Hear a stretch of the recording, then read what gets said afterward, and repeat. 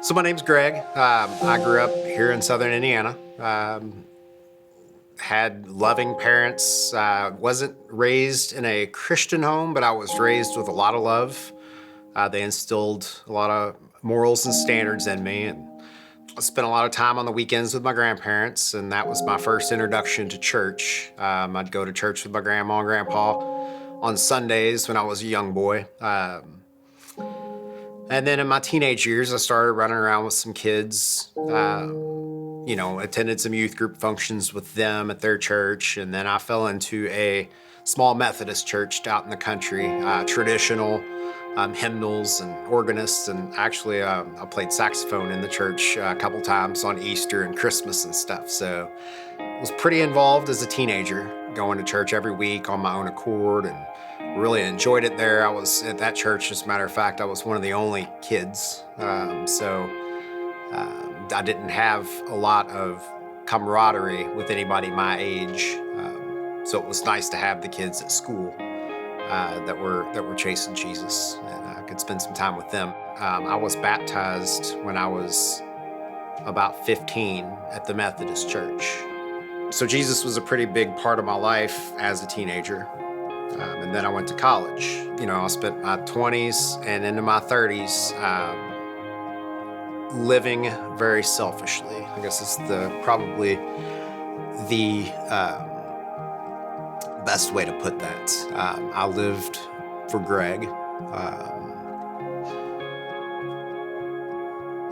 I didn't think a lot about repercussions of any of my actions. I just kind of did what I wanted to. I did it when I wanted to. I did it how I wanted to.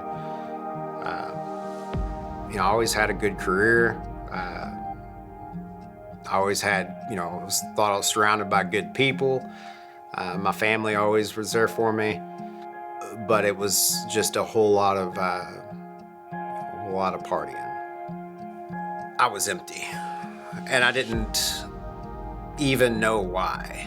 I think it was just one of those things that I would rely on another person, or I would rely on a drink, or I would rely on an experience to give me some fulfillment. I kept chasing something to fill me up, something to give me a sense of purpose. It was just something that was one of those things. It's like, well, I'm gonna keep partying. I'm gonna keep enjoying. I'm gonna keep living this life, and I was engulfed in it. So a few years ago, I kind of realized that the emptiness in my heart, the emptiness in my soul, the things that I were trying to plug in there weren't helping. I knew that I was a child of God. I don't know if there was, at some point in my life that I just felt like maybe that I was too far gone, that I just, I just spent too many years apart, too many years away. But I kept seeking. And then in early 2021, life pretty much just crashed down on me. I lost someone that was very close to me. I was completely empty inside. I had idols in my life that weren't healthy. I wasn't healthy.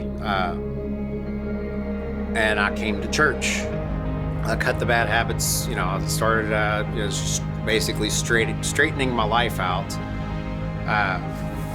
And poured myself into church. I poured myself into prayer. I poured myself into scripture, which was one of those things, again, I hadn't touched a Bible since the late 90s, probably.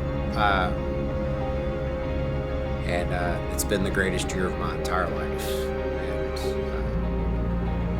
And to say that, I had to go through a tragedy to get me to where I am today hurts, but I wouldn't have it any other way. And I know that the Lord works in ways that are mysterious.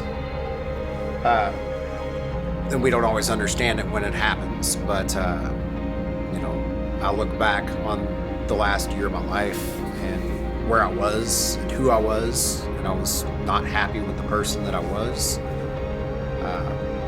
I was a shell of a human being, and now with my relationship, the personal relationship that I have with Christ, I don't feel that way anymore. Like, I feel fulfilled. I feel like I have a calling.